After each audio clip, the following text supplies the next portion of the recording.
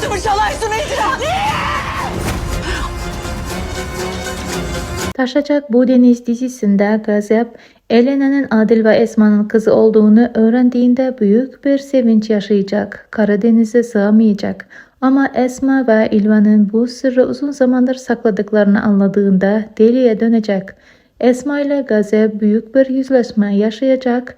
Esma ondan istediği görevi öğrendiğinde şok olacak.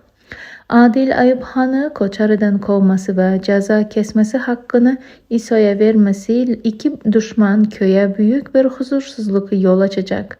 Şerif'in kışkırttığı büyük kaosta Oruç'un reisliği sınanacak.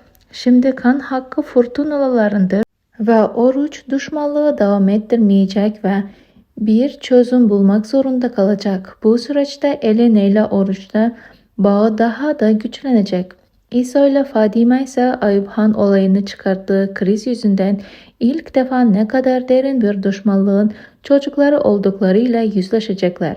Bu yüzleşme ikisini de derinden sarsacak. Adil'in keçileri köylüler tarafından serbest bırakır ve ağıllara boşaltırlar.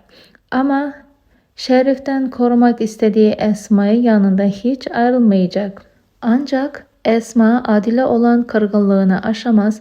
Hicran'ın elini Esma'dan çalmak istemesi Esma'yı sonuçları herkesi sarsacak bir krizin eşiğine getirecek.